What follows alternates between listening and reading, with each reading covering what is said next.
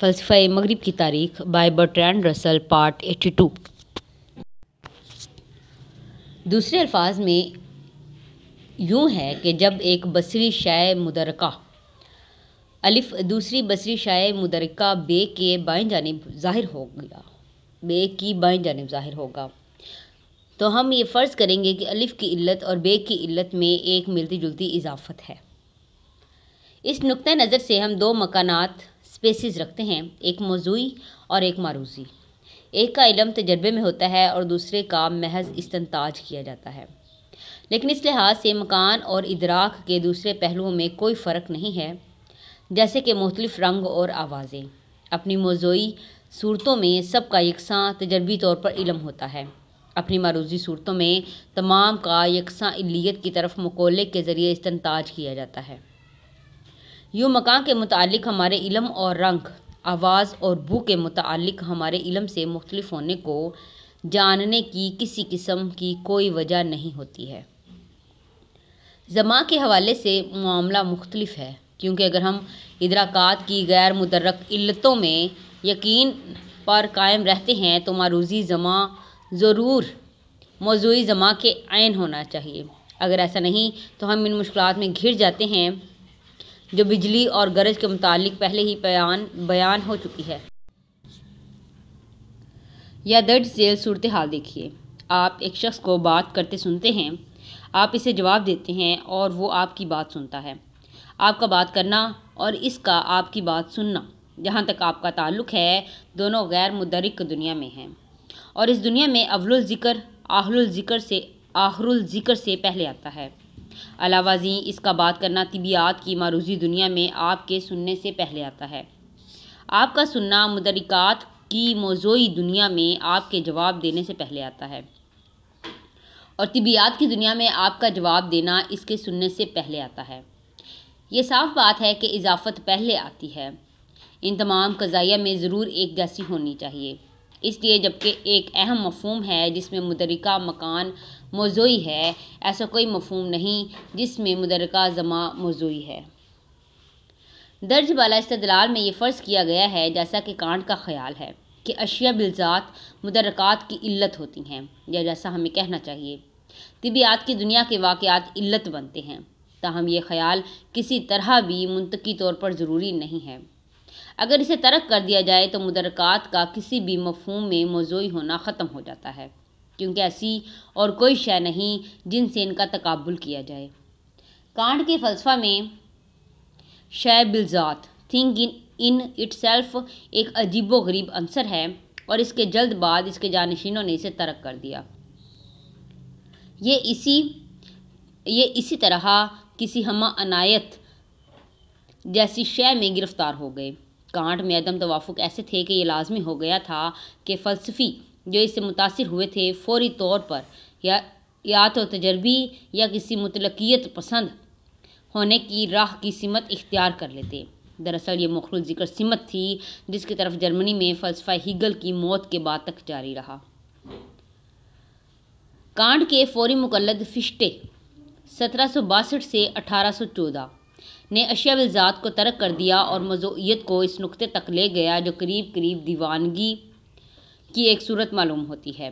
وہ کہتا ہے کہ انا یا ایگو ہی ایک آخری حقیقت ہے، اس کا وجود ہے کیونکہ یہ خود کو حقیقت ظاہر کرتی ہے۔ غیر ایگو جو ایک ادنیٰ حقیقت ہے وہ بھی اپنا وجود رکھتی ہے کیونکہ ایگو اسے بطور حقیقت پیش کرتی ہے۔ فشٹے بطور خالص فلسفی اہم نہیں ہے، بلکہ نظریاتی طور پر جرمن قومیت کا بانی ہے۔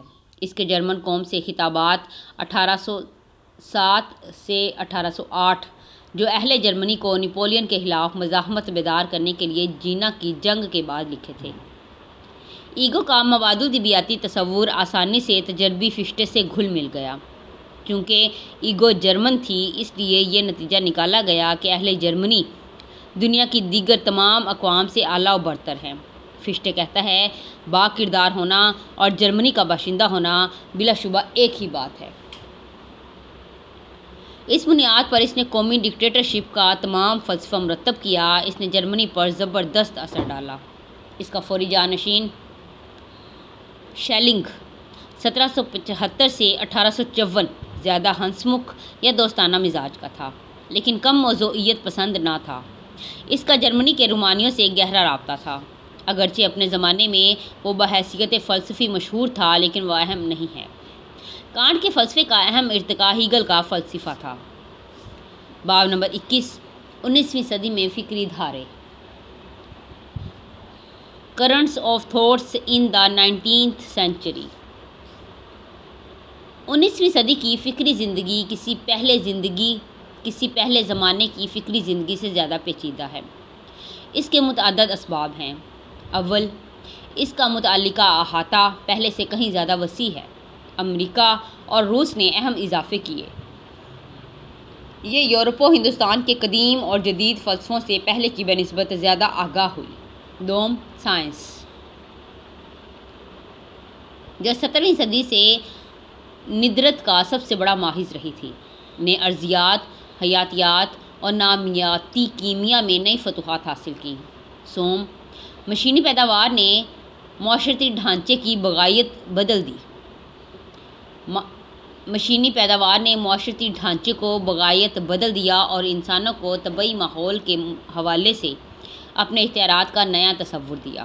چہارم، فکر، سیاسیات اور معاشیات کے پرانے نظام، جنہیں اب تک ناقابل مسخر خیال کیا جاتا تھا، کے خلاف فکری اور سیاسی بغاوت نے متعدد اعتقادات اور اداروں پر حملوں کو جنم دیا۔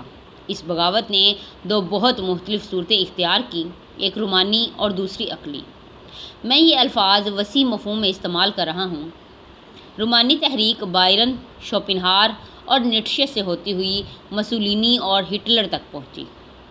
عقلی بغاوت کی ابتدا انقلاب فرانس کے فلسفیوں سے ہوتی ہے اور کسی قدر نرم صورت میں بدلتی ہوئی انگلستان میں انقلابی فلسفیوں تک آتی ہے اور مارکس اور سوویت روس میں ایک عمیق صورت اختیار کر لیتی ہے۔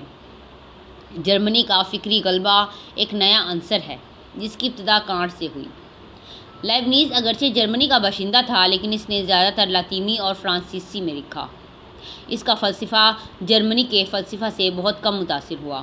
کانٹ کے بعد جرمن تصوریت اور اس کے بعد کی بھی جرمن فلسفی متضاد طور پر جرمنی کی تاریخ سے بدرجہ اتم متاثر ہوئی۔ جرمنی کی فلسفیانہ فکر سے یہ عجیب بات مرتعش ہوتی ہے کہ ایک توانا قوم کی ذہنی کیفیت تاریخی واقعات کے ہاتھوں اپنی فطری قوت کے حصے سے محروم ہو گئی ہو۔ جرمنی کی بین الاقوامی حیثیت مقدس رومی سلطنت کی مرہون منت تھی، لیکن شہنشاہ نے آہستہ آہستہ اپنی برائے نام رایا پر اختیار کھو دیا۔ آخری مقتدر شہنشاہ چارلس پنجم تھا اور اس کے اختیار کا انحصار اسپین اور زیریں ممالک میں املاک پر تھا۔ تحریک اصلاح دین اور 30 سالہ جنگ نے جرمنی کے رہے سہے اتحاد کو پارا پارا کر دیا۔ اب صرف چھوٹی چھوٹی جاگیریں رہ گئی تھیں جو فرانس کے رحم و کرم پر تھیں۔ 18ویں صدی میں صرف ایک جرمن ریاست پروشیا نے فرانس کی کامیابی سے مزاحمت کی، لیکن پروشیا خود نپولین کی یلغار کا مقابلہ نہ کر سکا اور جینا کی جنگ میں بری طرح ہار گیا۔ بسمارک کے تحت پروشیا کی حیات نو نے الیرک، شارلمین اور باربروسا کی عظمت رفتہ کو بحال کر دیا۔ اہل جرمنی کے نزدیک شارلمین جرمن ہے، فرانسیسی نہیں۔ بسمارک کے ان الفاظ سے اس کے تاریخی شعور کا علم ہوتا ہے جب اس نے کہا، ہم کینوسا کی طرف نہیں جائیں گے۔ اگرچہ پروشیا سیاسی طور پر غالب تھا، لیکن تہذیبی لحاظ سے مغربی جرمنی سے کم ترقی یافتہ تھا۔ یہی وجہ ہے کہ جرمنی کے متعدد ممتاز شخصیتوں نے بشمول گوئٹے جینا کے مقام پر نپولین کی کامیابی پر اظہار افسوس نہ کیا۔ 19ویں صدی کی ابتدا میں جرمنی میں غیر معمولی تہذیبی اور معاشی تنوع پایا جاتا تھا۔ مشرقی پروشیا میں زرعی غلامی ابھی تک رائج تھی۔ دیہاتی اشرافیہ وسیع طور پر چرواہی جہالت میں ڈوبی ہوئی تھی اور مزدور تو بنیادی تعلیم کے ابتدا تک سے محروم تھے۔ اس کے برعکس مغربی جرمنی جزوی طور پر قدیم روم کے تابع تھا۔ یہ 17ویں صدی سے فرانسیسی اثر کے تحت تھا۔ فرانسیسی انقلابی فوجیوں نے اس پر قبضہ کر لیا اور ایسے آزاد ادارے قائم کیے جیسے کہ فرانس کے تھے۔ شہزادوں میں سے بعض ذہین تھے۔ انہوں نے فنون و علوم کی ایسی سرپرستی کی جیسے احیاء علوم کے زمانے میں شہزادوں نے اپنے درباروں میں کی تھی۔ سب سے زیادہ قابل ذکر مثال ویمر کی ہے جہاں کا اعلیٰ نواب گوئٹے کا مذہبی تھا۔ قدرتی طور پر شہزادے جرمنی کے اتحاد کے بہت مخالف تھے کیونکہ یوں ان کی اپنی آزادی ختم ہو جاتی تھی، اس لیے وہ غیر محب وطن تھے اور ان پر انحصار کرنے والے بعض ممتاز لوگ بھی ایسا ہی سوچتے تھے۔ ان کے خیال میں نپولین جرمنی کی تہذیب کی بنسبت زیادہ اعلیٰ تعلیم کا مبلغ تھا۔ 19ویں صدی کے دوران پروٹیسٹنٹ جرمنی کا کلچر آہستہ آہستہ پروشیا کے کلچر کی مانند ہو گیا۔ فریڈرک اعظم جو ایک آزاد خیال شخص اور فرانسیسی فلسفے کی تعریف کرنے والا تھا، نے برلن کو تہذیبی مرکز بنانے کی جدوجہد کی۔ برلن اکیڈمی کا ایک مستقل صدر ایک ممتاز فرانسیسی میوپریو تھا، البتہ وہ بدنصیبی سے وولٹر کی تباہ کن تضحیک کا نشانہ بن گیا۔ اس کے زمانے کے روشن خیال آمروں کی طرح فریڈرک کی کوششوں میں بھی معاشی اور سیاسی اصلاح شامل نہ تھی۔ حقیقت میں جو حاصل کیا گیا وہ کرائے کی خوشامدید دانشور تھے۔ ان کی موت کے بعد بیشتر عالم و مہذب لوگ دوبارہ مغربی جرمنی میں ہی ہوئے۔ جرمن فن و ادب کی بنسبت جرمن فلسفہ پروشیا سے زیادہ وابستہ تھا۔ کانٹ فریڈرک اعظم کے زیر اثر تھا۔ نیٹشے اور ہیگل برلن میں پروفیسر تھے۔ کانٹ پروشیا سے بہت کم متاثر تھا۔ بلا شبہ اسے اپنی آزاد دینیات کے باعث پروشیا کی حکومت کے ہاتھوں تکلیف اٹھانی پڑی۔ نیٹشے اور ہیگل دونوں ہی پروشیا کے ہم نوا تھے۔ ان دونوں کے بعد ازاں ہونے والی جرمن حب الوطنی کو پروشیا کی تعریف سے منسلک کرنے کی راہ ہموار کی۔ اس کام کو بڑے جرمن مورخوں خصوصاً مومسن اور ٹراٹسکی نے جاری کیا۔ بالآخر بسمارک نے جرمن قوم کو پروشیا کے تحت متحد ہونے کی ترغیب دی اور یوں جرمن کلچر بھی کم بین الاقوامی ذہنی عناصر کو فتح یاب کیا۔ ہیگل کی موت کے بعد تمام تر عہد میں تعلیمی فلسفہ روایتی رہا اور اس لیے زیادہ اہم نہ تھا۔ انگلستان میں برطانوی تجربی فلسفہ قریب صدی کے آخر تک غالب رہا اور فرانس میں قدرے اس سے پہلے تک۔ پھر دھیرے دھیرے کانٹ اور ہیگل برطانوی اور فرانسیسی یونیورسٹیوں پر چھا گئے، لیکن یہ تسلط صرف تعلیمی حد تک محدود رہا۔ عام تعلیم یافتہ لوگ اس تحریک سے کم متاثر ہوئے۔ اس تحریک کے ہم نوا چند ایک سائنسدان ہی تھے، وہ فلسفی جنہوں نے تعلیمی روایات جاری رکھی۔ تجربی جانب میں جان اسٹوارٹ مل اور جرمن تصوریت کی جانب لوٹیڈے سیگورٹ بریڈلے اور بوسینکیوٹ۔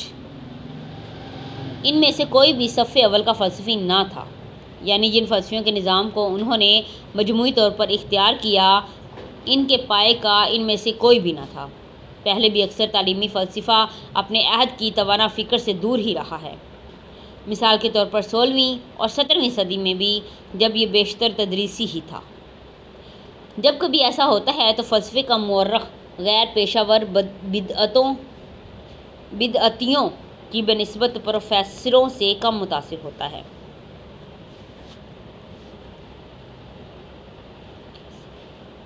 انقلاب فرانس کے بیشتر فلسفیوں نے روسو کے ساتھ وابستہ عقائد میں سائنس سمو دی۔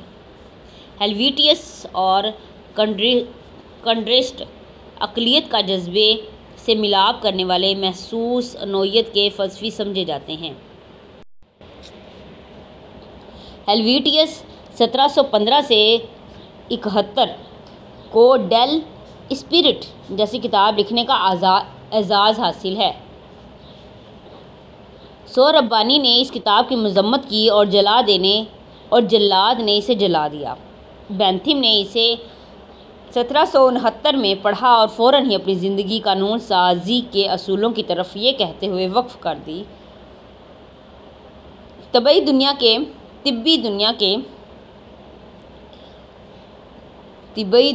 لیے جو بیکن تھا، اخلاقی دنیا کے لیے وہی ہیلویٹیس ہے۔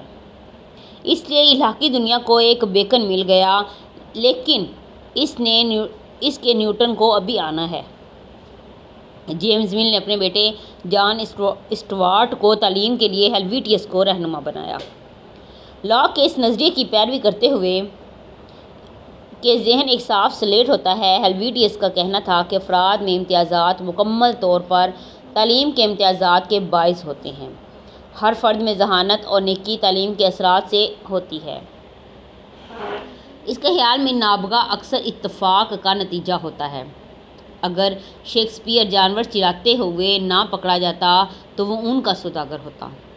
اس کی قانون سازی میں دلچسپی اس نظریے کا نتیجہ تھی کہ بلوغت کے بڑے بڑے معلمین حکومت کی اور نتیجتاً اعتبار و روایات کی صورتیں ہوتے ہیں۔ انسان بے علم پیدا ہوتے ہیں مگر احمق نہیں۔ احمق وہ تعلیم کے ذریعے بنائے جاتے ہیں۔ اخلاقیات میں ہیلویٹیس افادیت پسند تھا، وہ مسرت کو خیر قرار دیتا تھا۔ مذہبی طور پر وہ الہ پرست تھا اور پادریت کا شدید مخالف تھا۔ نظریہ علم میں اس نے لاک کے نظریے کی سادہ صورت اختیار کی۔ لاک کے نظریہ علم کی روشنی میں ہم جانتے ہیں کہ ہمارے تصورات حسی اعضاء کے مرہون منت ہوتے ہیں اور اس کے نتیجے میں ہمارا ذہن بنتا ہے۔ وہ کہتا ہے کہ ہمارے افعال، ہمارے خیالات، ہمارے جذبات اور ہماری تمدن مزاجی کی واحد علت طبعی حسیت ہے۔ روسو کی قدر علم سے وہ شدید طور پر غیر متفق ہے۔ وہ علم کو بہت بلند و بالا قرار دیتا ہے۔ اس کا نظریہ رجعیت پسندانہ ہے کیونکہ انسانوں کو کامل بنانے کے لیے صرف کامل تعلیم کی ضرورت ہے۔ اس کی تجویز کے مطابق اگر پادریوں کو راہ سے ہٹا دیا جائے تو کامل تعلیم حاصل کرنا آسان ہوگا۔ کنڈر ویسٹ 1743 سے 94 کی آراء ہیلویٹیس کی سی تھی، لیکن وہ روسو سے زیادہ متاثر تھا۔ وہ کہتا ہے کہ تمام انسانی حقوق ایک ہی سچائی سے اخذ ہوتے ہیں اور وہ یہ ہے کہ انسان حساس ہوتا ہے۔ وہ اس اہل ہوتا ہے کہ عقل و دانی سے کام لے اور اخلاقی تصورات حاصل کر لے۔ اس سے یہ نتیجہ نکلتا ہے کہ انسانوں کو آقا و غلام اور جھوٹے اور احمق ہونے کے خانوں میں تقسیم نہیں کیا جا سکتا۔ وہ اصول جن کی خاطر فیاض سڈنی نے اپنی جان دے دی اور جس کے نام سے لاک نے سند وابستہ کر دی، انہی اصولوں کو روسو نے بعد ازاں زیادہ درستگی کے ساتھ ارتقا بخشا۔ وہ کہتا ہے کہ لاک نے ہی پہلے انسانی علم کی حدود ظاہر کی۔ اس کا طریقہ جلد ہی دوسرے فلسفیوں کا طریقہ بن گیا اور اس کا اخلاقیات، سیاسیات اور معاشیات پر اطلاق کر کے وہ ان علوم میں ایسی راہ نکالنے میں کامیاب ہوئے جو قریب قریب ایسی ہی یقینی تھی جیسی کہ طبعی علوم کی۔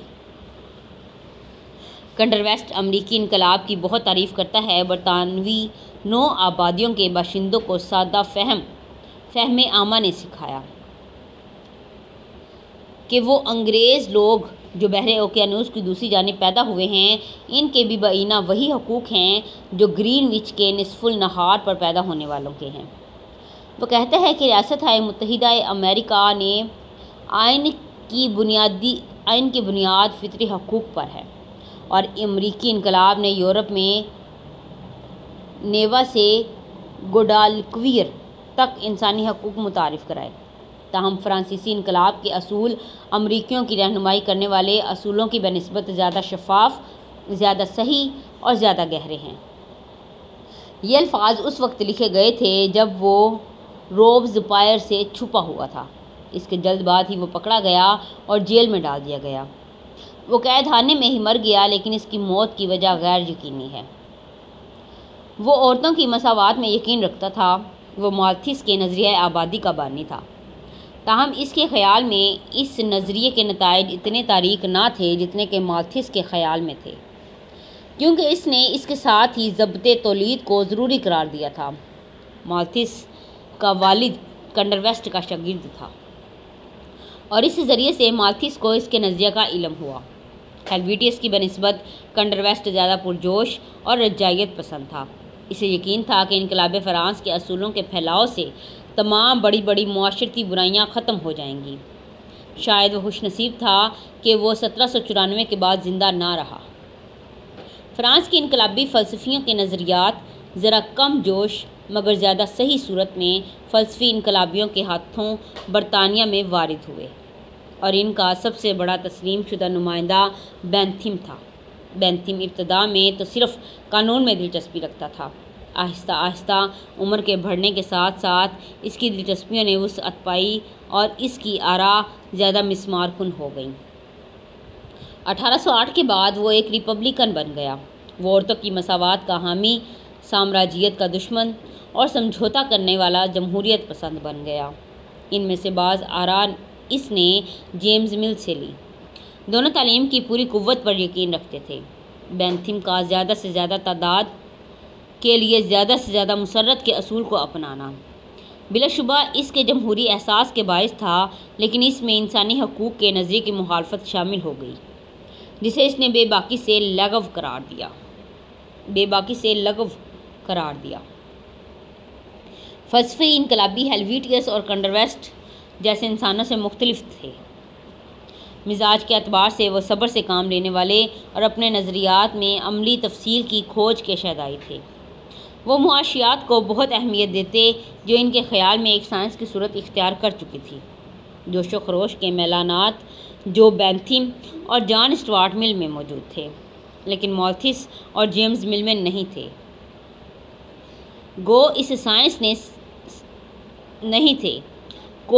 سائنس نے سختی سے روک دیا۔ ایسا خصوصاً مالتھس کے نظریہ آبادی کے مایوس کن صورتحال سے ہوا۔ اس نظریے کے مطابق زیادہ تر مزدور سوائے کسی خاص بیماری کے بعد کم سے کم آمدنی حاصل کریں جس سے وہ اور ان کے اہل خانہ صرف زندہ رہ سکیں۔ بینتھم بشمول اس کے متبعین اور فرانسیسی پیش روؤں میں ایک بڑا فرق یہ تھا کہ صنعتی انگلستان میں آجروں اور مزدوروں میں شدید کشمکش پیدا ہو گئی، جس نے ٹریڈ یونین اور سوشلزم کو جنم دیا۔ اس کشمکش میں بینتھم کے حامیوں نے وسیع معنوں میں مزدوروں کے خلاف آجروں کا ساتھ دیا۔ تاہم ان کے آخری نمائندے جان اسٹوارٹ مل نے رفتہ رفتہ اپنے باپ کے سخت اصولوں کا ساتھ چھوڑ دیا۔ جوں جوں وہ عمر میں زیادہ ہوتا گیا، اسی نسبت سے وہ سوشلزم کا کم مخالف بنتا گیا اور پرانی معاشیات کی دائمی سچائی کا کم سے کم قائل ہوتا گیا۔ اس کی خود نوشت سواخ عمری کے مطابق اس نرم عمل کی ابتدا رومانوی شاعروں کے مطالعہ سے ہوئی۔ بینتھم کے حامی اگرچہ ابتدا میں قدرے نرم انداز میں انقلابی تھے، مگر آہستہ آہستہ ایسے نہ رہے۔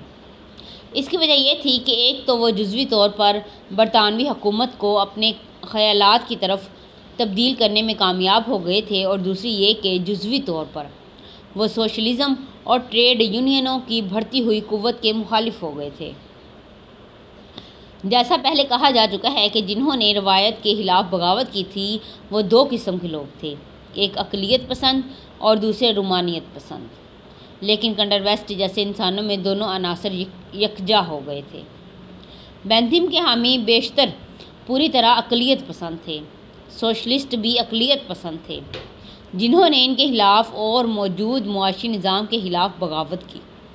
یہ تحریک اس وقت ایک مکمل فلسفہ حاصل نہیں کر پاتی جب تک کہ ہم کارل مارکس تک نہیں آتے، جو بعد ازاں ایک باب میں زیر بحث آئے گا۔ بغاوت کی رومانوی صورت عقلی صورت سے بہت مختلف ہے، حالانکہ دونوں ہی انقلاب فرانس اور اس کے واقع ہونے سے فوری پہلے کے فلسفیوں سے متاثر ہوئے تھے۔ رومانوی صورت بائرن میں غیر فلسفیانہ لباس میں دیکھی جا سکتی ہے، لیکن شوپنہاور اور نیٹشے کے ہاں اس نے فلسفیانہ زبان سیکھ لی۔ یہ عقل کی قیمت پر قوت ارادی پر زور دینے کی طرف مائل ہے۔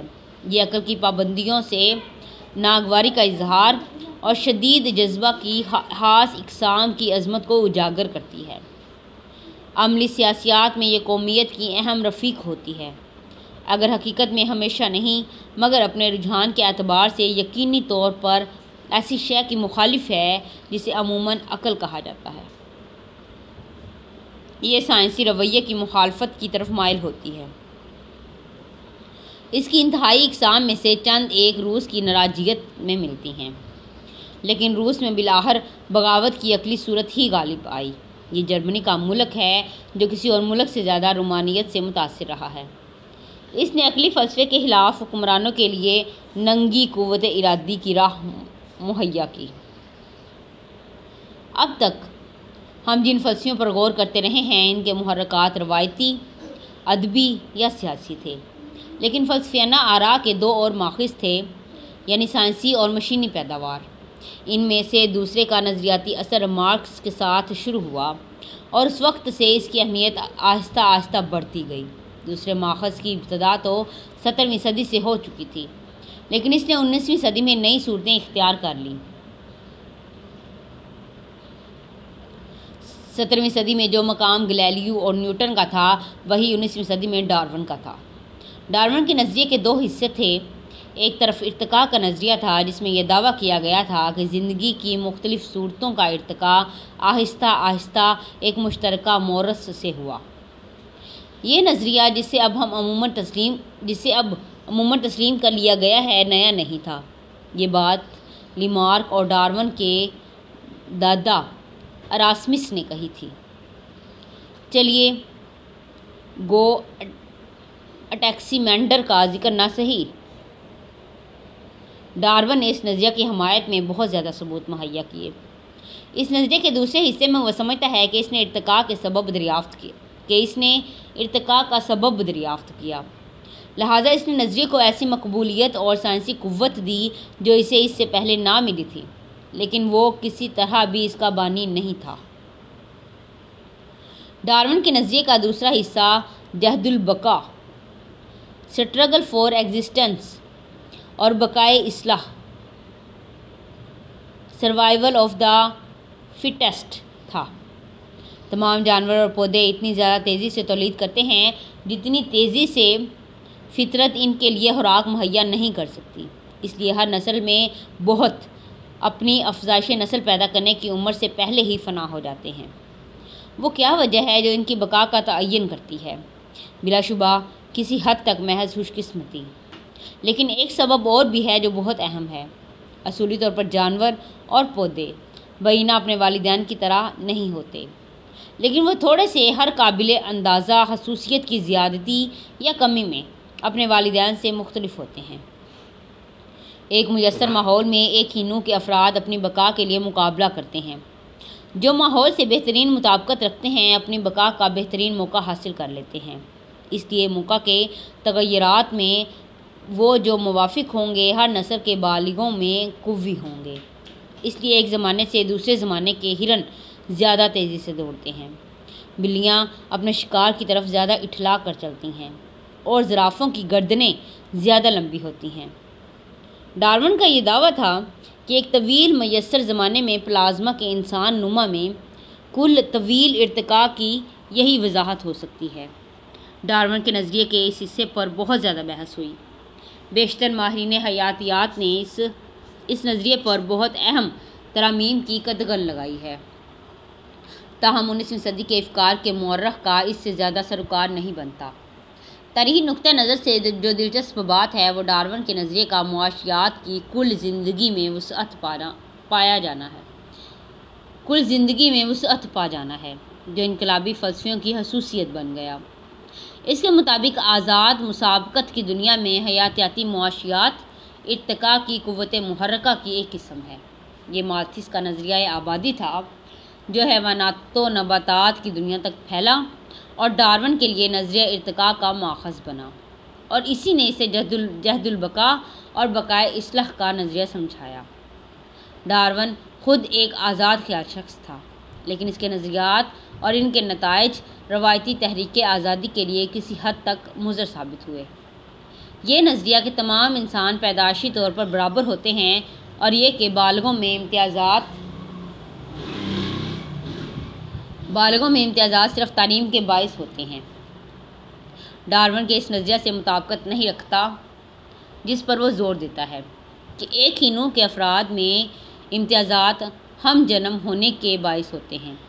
اگر جیسا کہ بسمارک کا خیال تھا اور جسے ڈارون بھی کسی حد تک تسلیم کرنے پر آمادہ تھا، حاصل شدہ خصوصیات موروثی ہیں، تو ہیلویٹیس کے نظریات سے تضاد کسی قدر نرم ہو جاتا ہے، لیکن ظاہر یہ ہوا ہے کہ صرف ہم جنمی خصوصیات موروثی ہوتی ہیں، قطع نظر محسوس خصوصیات کے، جو بہت استثناء نہیں ہیں۔ یوں انسانوں میں ہم جنمی امتیازات بنیادی اہمیت اختیار کر لیتے ہیں۔